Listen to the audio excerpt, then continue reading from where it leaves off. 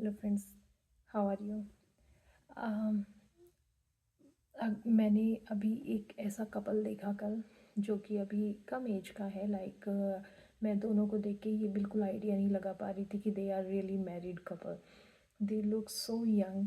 लेकिन फिर जब मैंने उन दोनों से बातें सुनी ना, उन दोनों की, जो लड़का था वो मेरे हस्बैंड के साथ बातें कर रहा था, और वो लड़की चाह रही थी कि मैं उससे अकेले में बात करूं। वो मुझे थोड़ा सा, उसने इशारा किया कि can we talk, and I said yeah we can. तो we started discussing, and what I figure out, it was like really not very happy.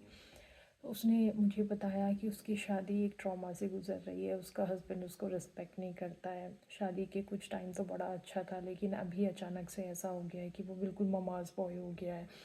पहले 6 महीने साल भर वो उसके साथ बड़ा अच्छा था। उसको हर टाइम वही दिखती थी हर जगह। वो फ़ोन में ऑफिस फ़ोन करता रहता था, ऑफिस में होती थी तो उसको कई बार फ़ोन करता था। उसको अपने घर नहीं जाने देता था। कुछ दिन में उसका प्यार का भूत उतर गया, और अब वो बिल्कुल अपना ममाज बॉय बनना चाहता है, जैसे कि वो शादी के पहले होता था। वो लड़की बहुत लोनली फील करती है, क्योंकि उसको उसकी मदर इन लॉ कहती रहती हैं कि उसकी मम्मी, या वो अपने मायके बात करती है तो वो कहती रहती हैं कि जो है मायके से इंस्ट्रक्शन ले रही हो, कैसे घर चलाना है, इस तरह की बातें करती हैं।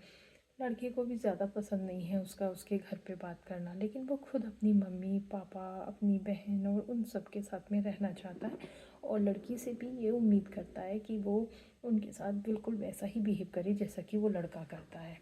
और अगर उसके घर के लोग कोई बिहेवियर उसके साथ अच्छा नहीं करते, क्योंकि वो उस पर अभी ट्रस्ट नहीं करते हैं, क्योंकि वो अभी एक 1.5 साल ही शादी को हुआ है, तो वो उससे बातें छिपाते हैं। उसको सिर्फ वही ब्राइट साइड ही बताते हैं, जो कि बताने से उसको उनको लोगों को प्राउड फील होता है, वरना सारी गलत बातें उससे छिपा लेते हैं, और उसकी गलत बातें हाईलाइट की जाती हैं और अच्छी बातें छिपा दी जाती हैं। तो वो इस शादी से थक चुकी है, क्योंकि वो बहुत लॉनली फील करती है, हेल्पलेस फील करती है, उसको कोई फ़न नहीं है, काम की जिम्मेदारियां बहुत हैं, लेकिन उसको अप्रिशिएशन नहीं मिलता। In the and I sum up, वो मुझसे पूछने लगी कि मैं क्या करूं, मैं शादी तोड़ना भी नहीं चाहती हूँ, निभाना भी चाहती हूँ, पर कैसे। ये मेरे सारे सिनेरियोज़ हैं। मेरी शादी को 15 साल हो गए हैं। अपने एक्सपीरियंस के बेस पे मुझे इतना तो समझ में आ चुका है कि लड़की खुश तो नहीं है। फिर मैंने उसको 3-4 चीज़ें बताई। हो सकता है आपके पास कुछ और भी आइडिया हो, please write in the comment box so that I can also suggest those things.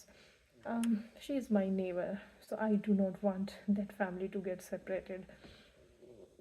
मैंने उसको बोला कि अगर आप रियली शादी निभाना चाहते हो तो आप एक काम करो, अपने बेटे को, जैसे उसकी मम्मी उसको राजा बेटा बना के पाला है उन्होंने, आप उसी तरह से आप अपने हस्बैंड को बड़े प्यार से बात करो, उसकी बातें सुनो।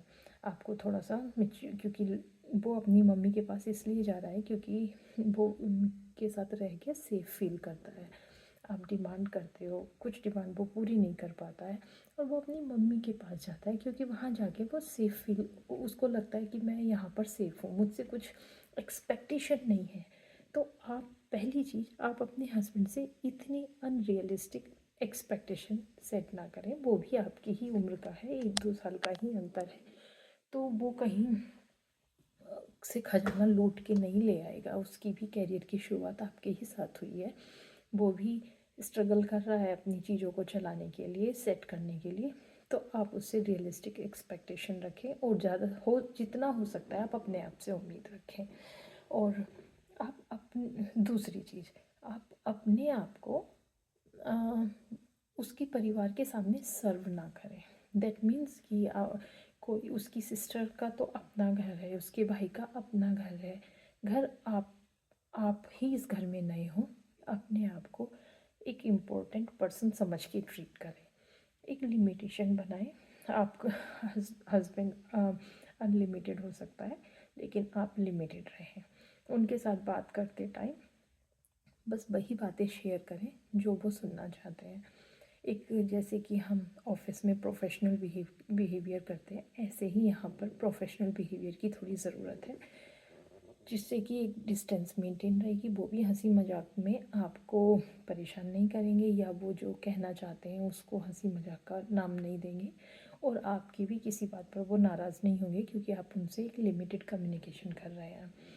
और अपने हस्बैंड के साथ अभी भी घूमें फिरें, और उसको गिफ्ट भी दें, उसी से उम्मीद ना करें। उसको उसके फ्रेंड्स के साथ जाने दें, कभी नहीं रोकें, और आप अपने फ्रेंड्स के साथ जाएं। रिमेंबर, आप भी गर्ल गैंग के साथ एंजॉय कर सकते हो, और आप अपने फ्रेंड्स के साथ जाएं। अपने पेरेंट्स से लगातार मिलें, महीने में 1 बार 2 बार। आप कुछ नहीं बदल गया, शादी करके एक रिलेशन की नई स्टार्टिंग की है, लेकिन पुराने रिलेशन ख़त्म नहीं किए हैं।